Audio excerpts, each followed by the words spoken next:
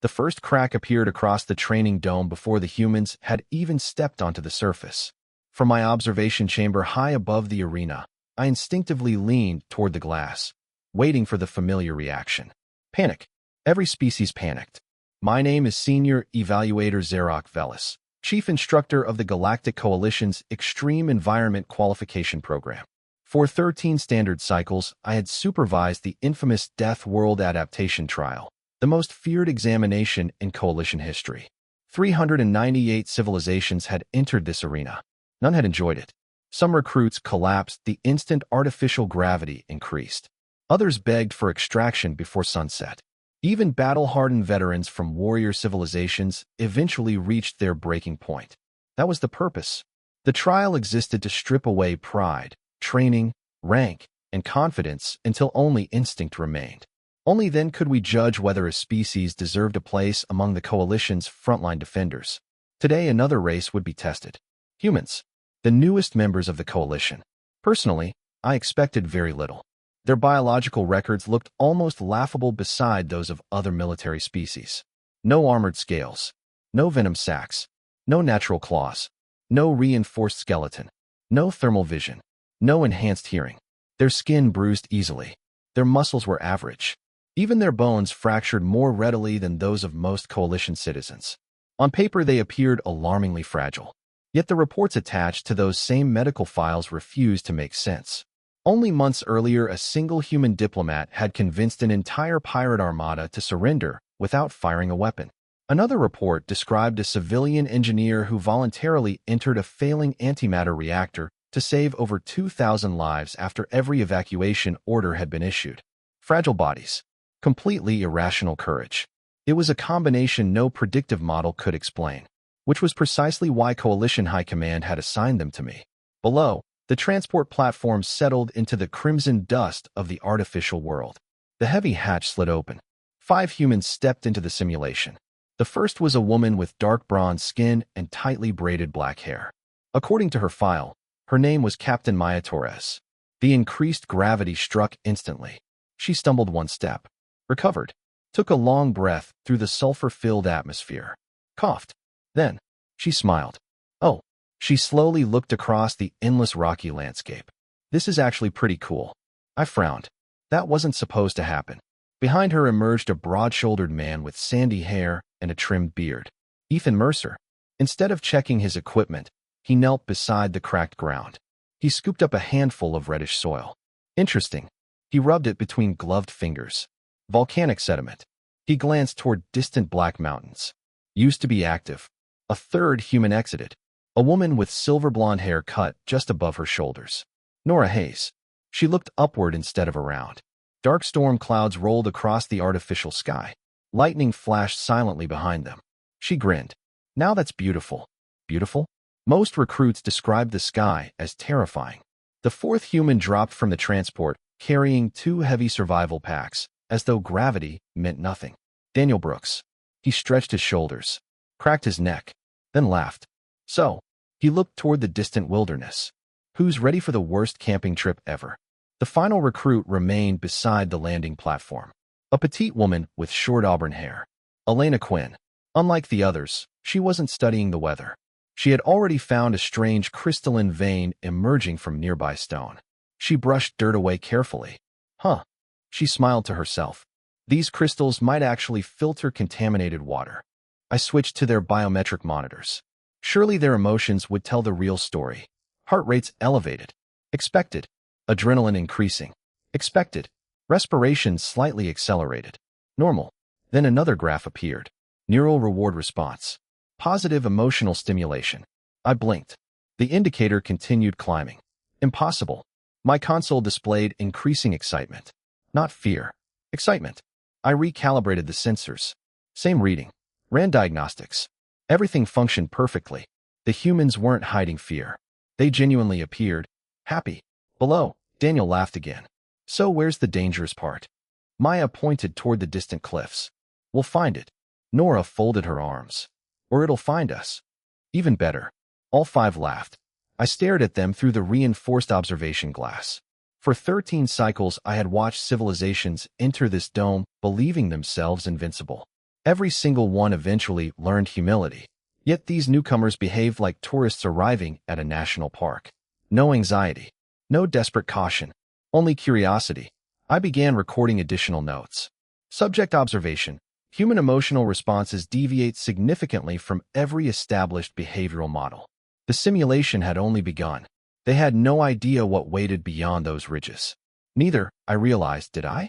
For the first time in my career, I wasn't certain the trial would unfold according to plan. The first attack came 58 minutes after deployment, exactly as the simulation predicted. A warning flashed across my console. Hostile life form detected. 3 crimson markers appeared beyond the western ridge. I immediately recognized the species. Ravagers. Massive 6-legged predators engineered specifically for the Deathworld trial. Each weighed nearly 600 kilograms. Layered bone armor protected most of their bodies. Their hunting strategy relied on coordinated charges designed to overwhelm prey within seconds. Over 13 cycles, Ravagers had ended more trials than any other predator in the simulation. Most recruits never survived the first encounter. Below, the humans were unpacking equipment beside a rocky outcrop. They hadn't noticed. The predators had. The first Ravager exploded over the ridge, throwing red dust high into the air. Its roar echoed across the valley. The second and third followed immediately. 3 armored monsters charging downhill. Exactly according to program. I leaned closer. This was where every species broke. Someone screamed. Someone froze. Someone ran. Instead, Daniel's voice cut across the valley. Contact. 12 o'clock. Every human moved instantly. Not chaotically. Not emotionally. Professionally. Maya pointed toward a narrow rock formation. Ethan with me. Nora, elevation. Elena, watch the rear. No hesitation. No confusion. It looked practiced. Nora sprinted toward a boulder nearly 3 meters high. Under increased gravity, she climbed it anyway. Daniel planted himself beside Maya, both raising their training rifles. Ethan dropped to one knee, studying the charging beasts. They're favoring the left side. Maya nodded once. Then we'll make them regret it. The lead Ravager lunged. Its jaws could crush alloy plating. Daniel didn't retreat. He stepped forward. At the final instant, he pivoted. The creature overshot by centimeters.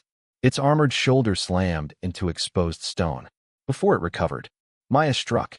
The reinforced stock of her rifle crashed against the thin joint behind its foreleg. A vulnerable point. One almost impossible to notice. The Ravager stumbled. Now, Ethan fired.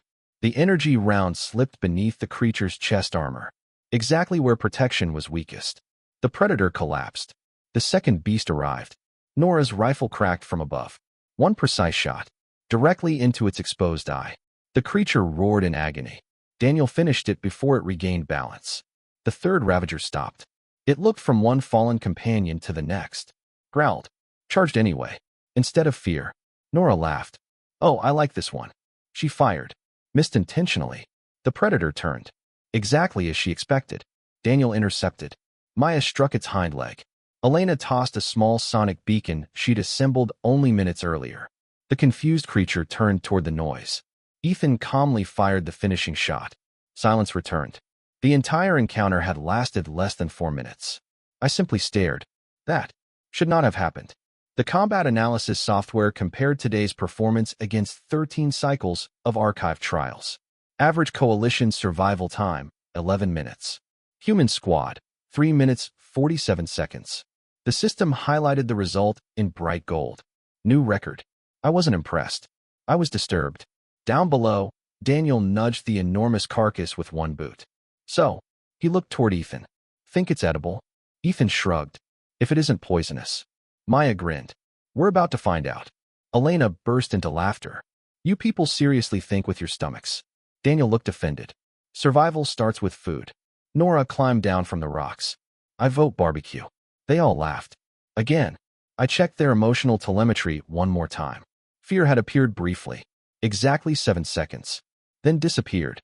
The reward centers in their brains had exploded with activity immediately afterward.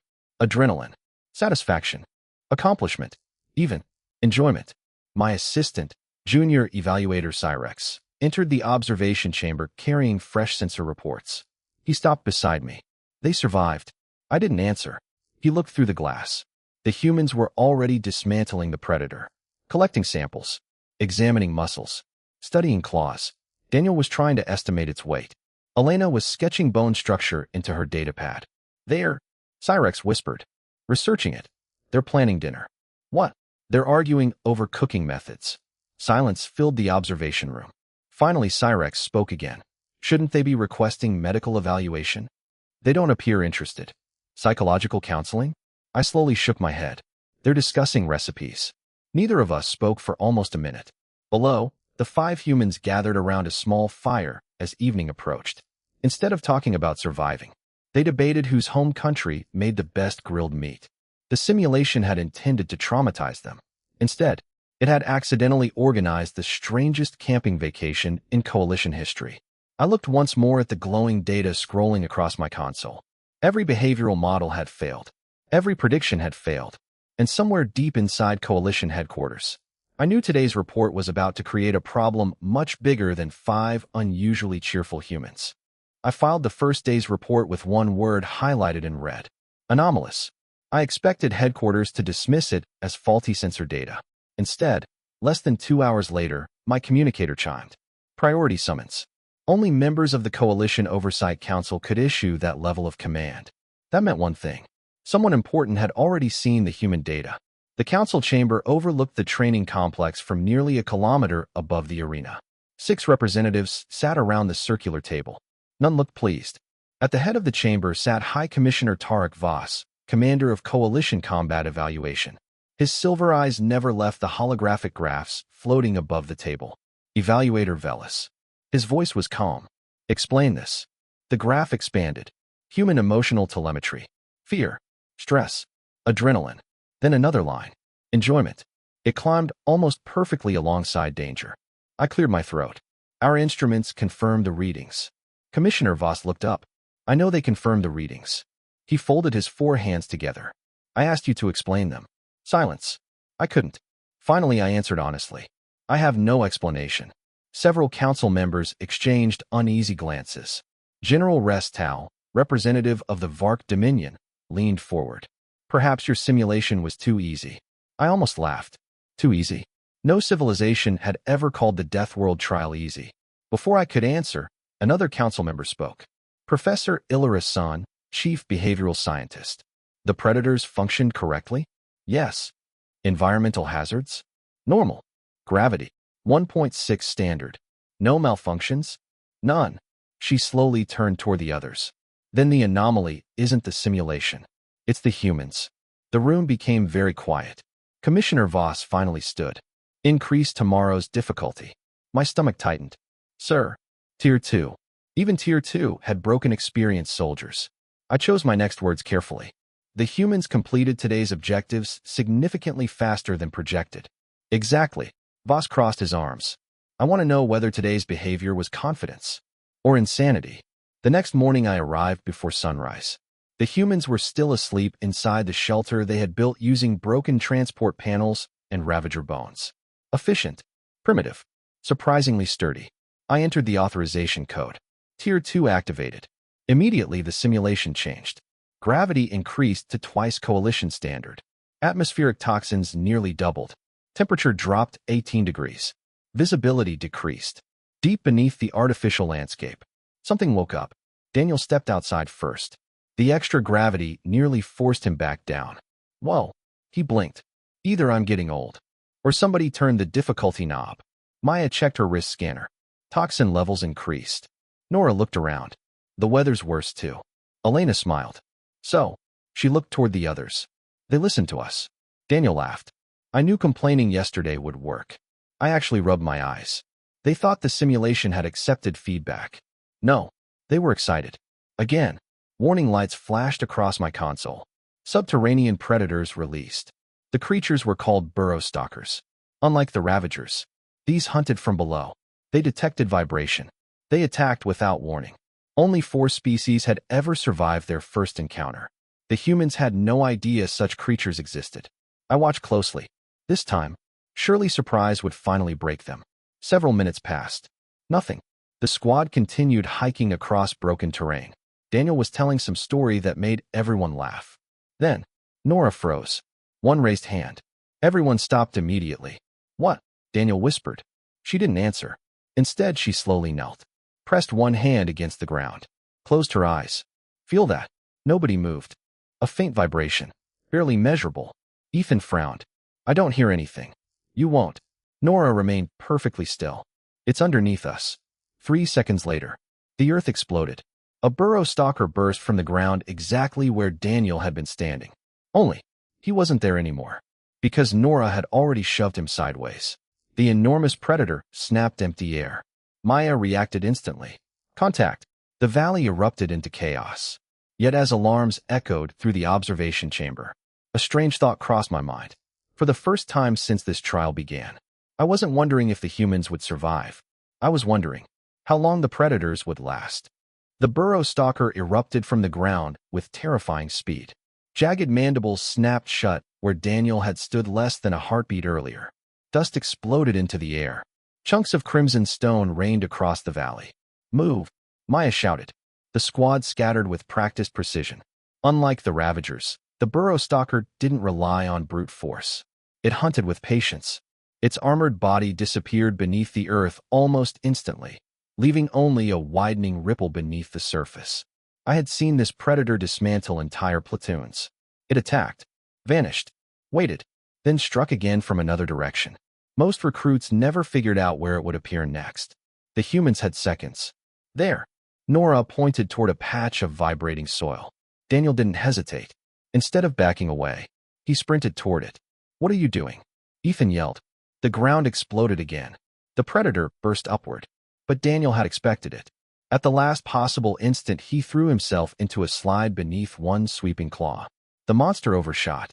Its enormous body briefly exposed its softer underside. Now, Maya fired.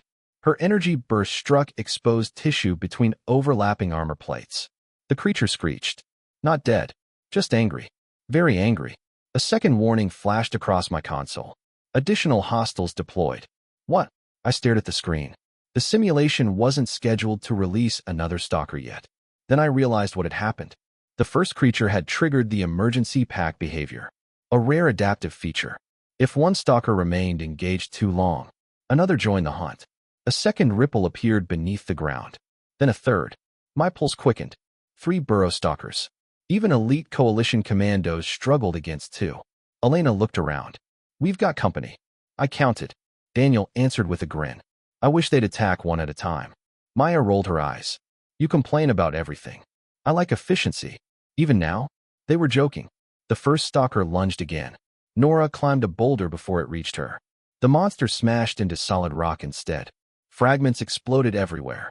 Ethan noticed something. They can't turn quickly underground. Maya immediately understood. Force them into crossing paths. Daniel smiled. Oh, I like that idea. They began running. Not randomly.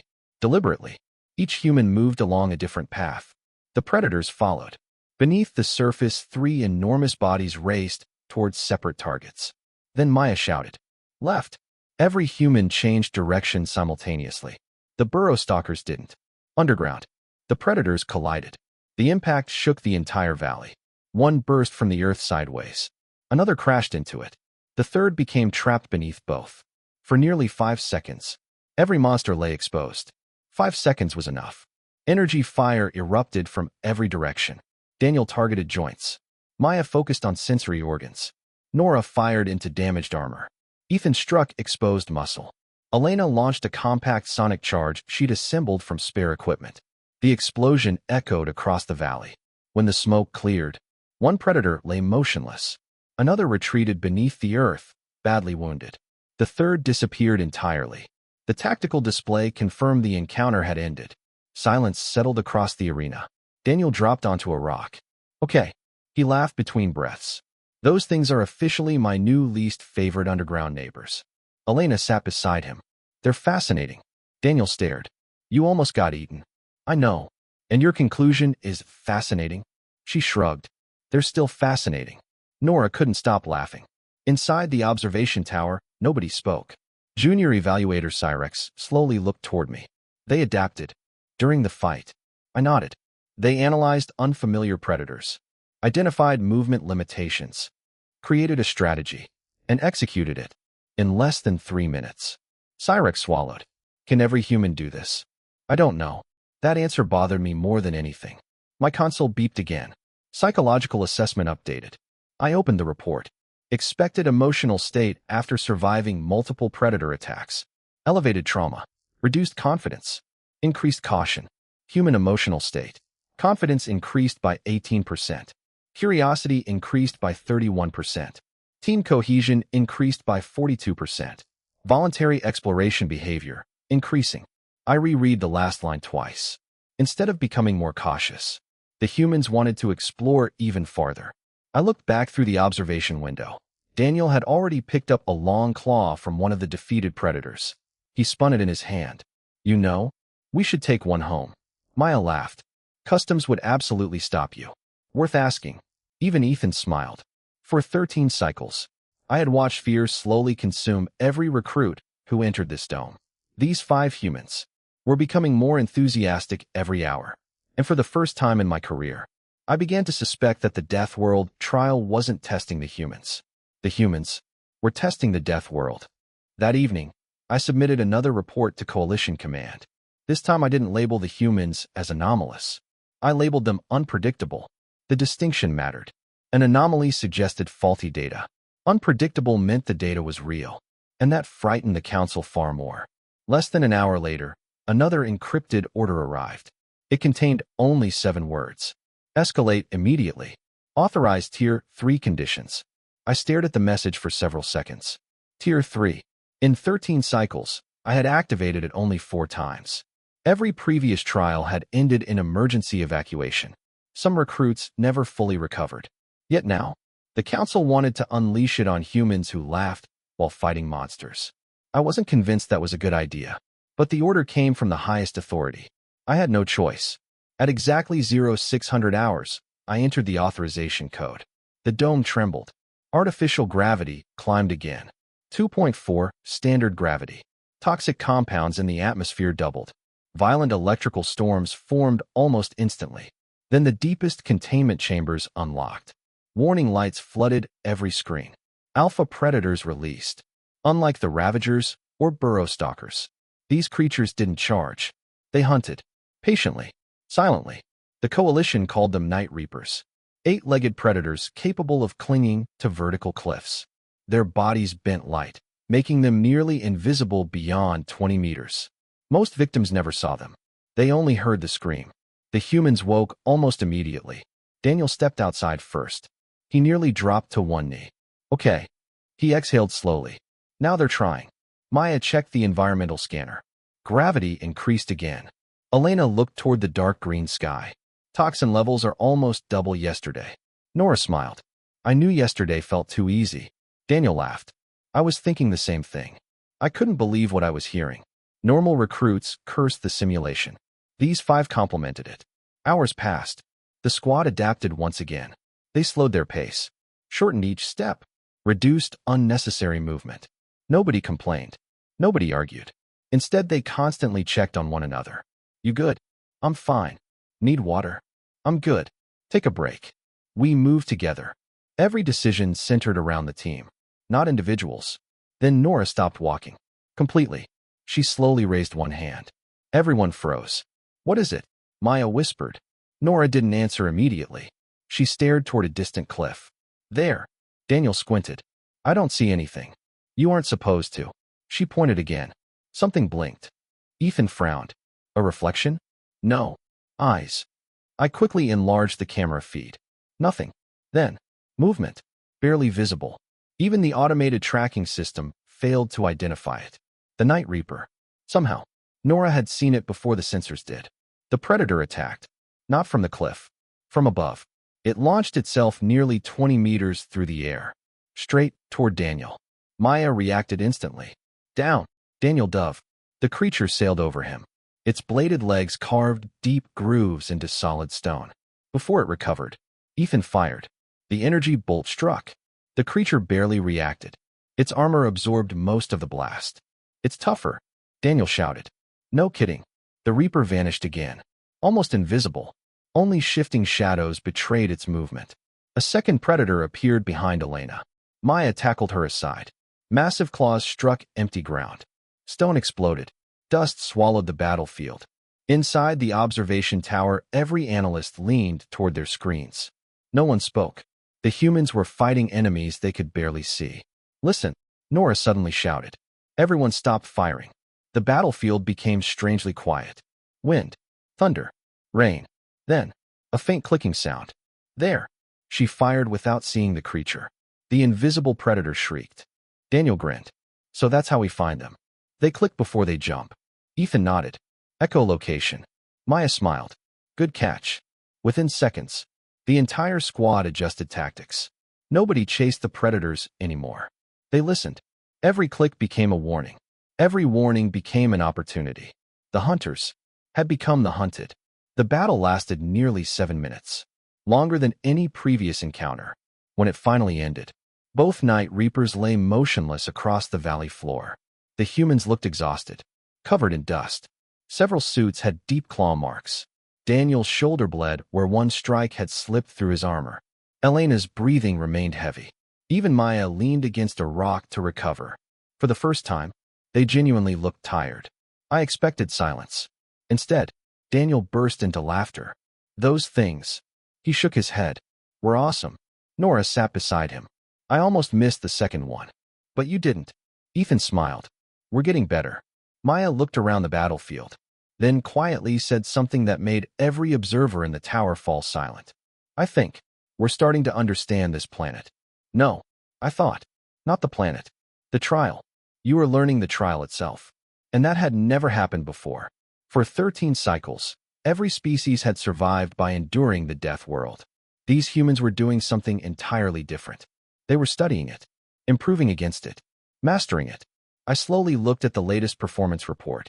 The simulation's adaptive intelligence had already begun increasing future difficulty automatically. It had reached a conclusion before the council had. Current threat level insufficient. For the first time, even the death world itself was trying harder. The news spread through coalition headquarters faster than I had anticipated. By the morning of the 4th day, recordings of the human squad's battles had reached departments that had never shown the slightest interest in the death world trial. Military strategists requested combat footage. Behavioral scientists demanded access to the psychological data. Weapons engineers wanted recordings of the humans' improvised tactics. Even veteran instructors began visiting my observation tower. None came to watch the simulation. They came to watch the humans. One visitor stayed longer than the others. Marshal Corindrax, commander of Coalition Expeditionary Forces. He folded his arms as the live feed showed the humans reinforcing their camp. "They're not surviving anymore," he muttered. "They're settling in." I nodded. Daniel was reinforcing barricades. Ethan had drawn an accurate map of nearly half the simulated continent. Elena had constructed a crude water filtration system from local minerals. Nora was charting predator movement patterns.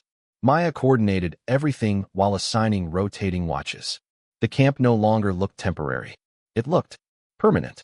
"They've stopped reacting." The marshal narrowed his eyes. "They're preparing." "Exactly." He watched quietly for another minute before asking the question everyone had begun asking. "Have you ever seen this before?"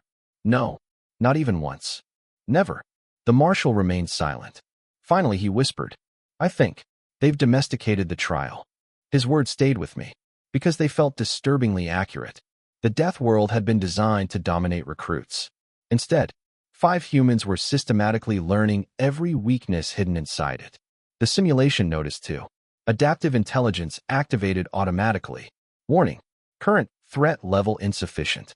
Deploying evolution protocol. I froze. That protocol almost never activated. Normally recruits struggled to survive. The system rarely needed stronger enemies. Now, the simulation itself was adapting against the humans. Deep beneath the arena, containment doors opened. Not for predators, for something worse. Adaptive hunter units. Experimental organisms capable of learning during combat. Every encounter made them smarter. Every failed attack improved the next one. They had never been tested outside laboratory conditions.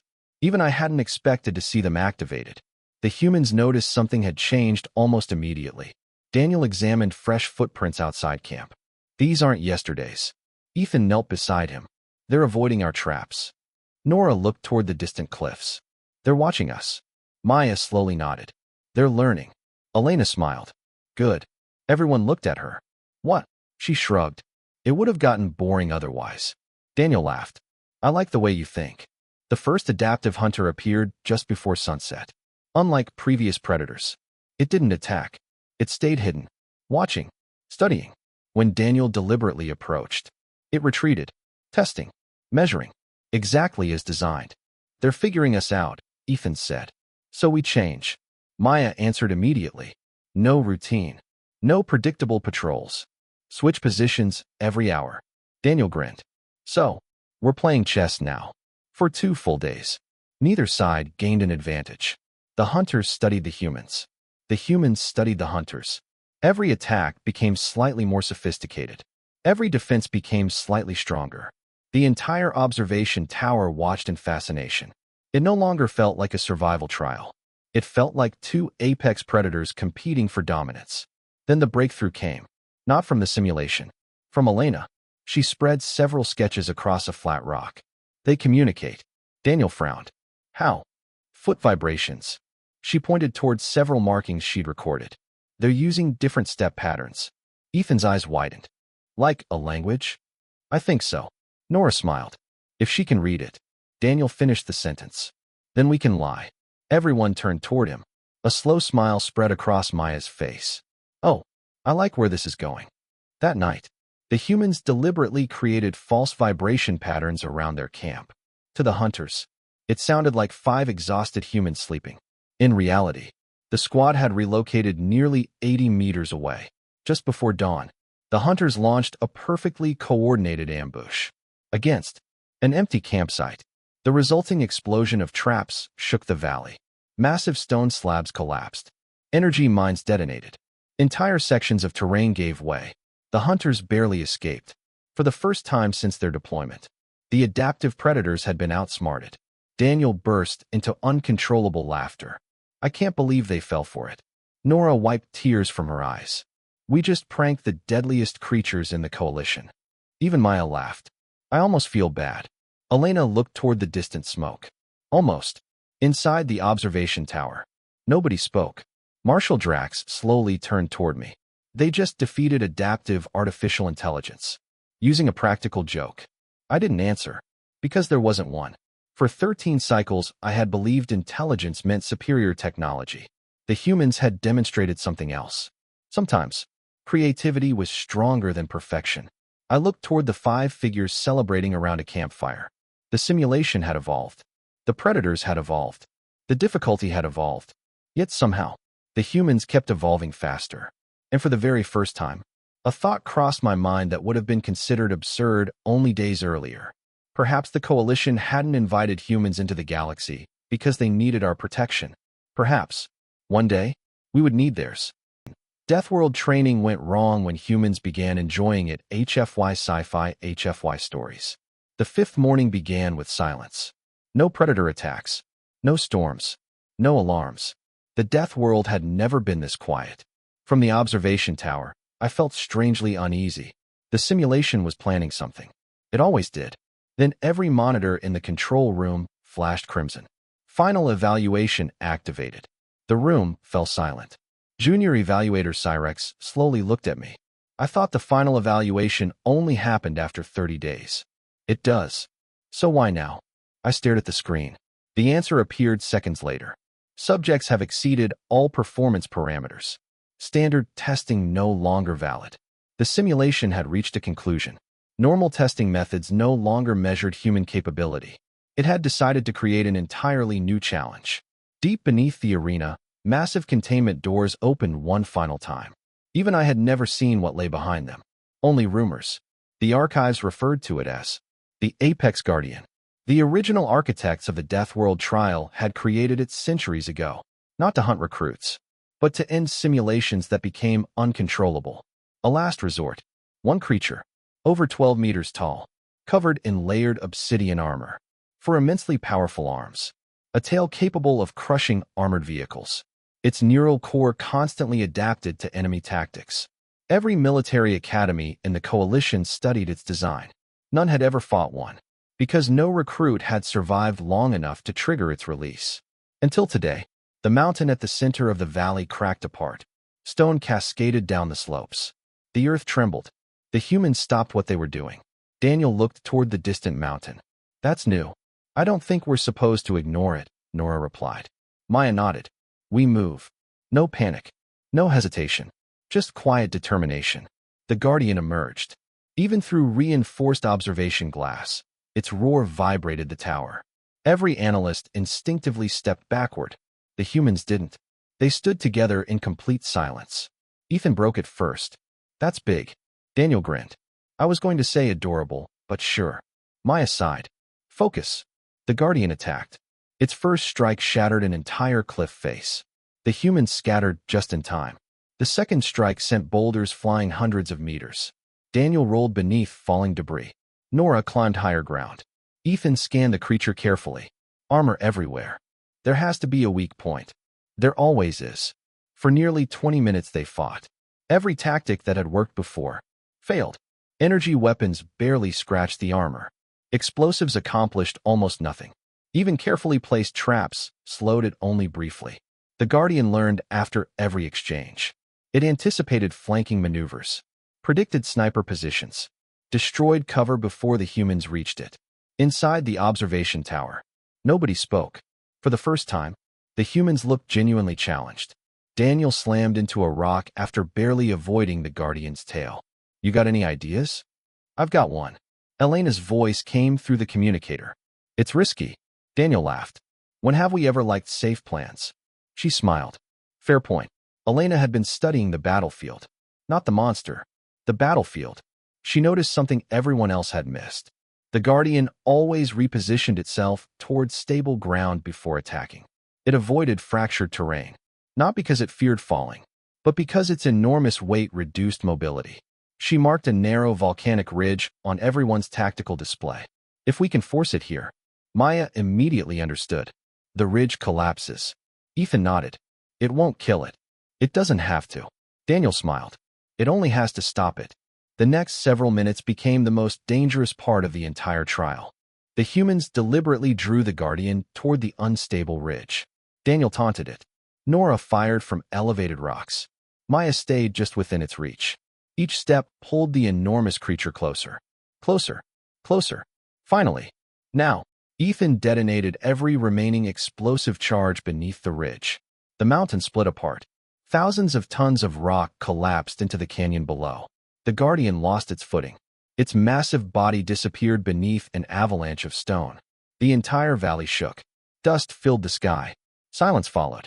Then, a single tone echoed through the arena. Trial complete. No one moved. The humans simply stared at one another. Daniel finally broke the silence. So, does this mean we passed? Maya laughed. I think so. Nora looked around. I was honestly expecting something worse. Ethan smiled. Don't say that too loudly. Elena grinned. They might hear you.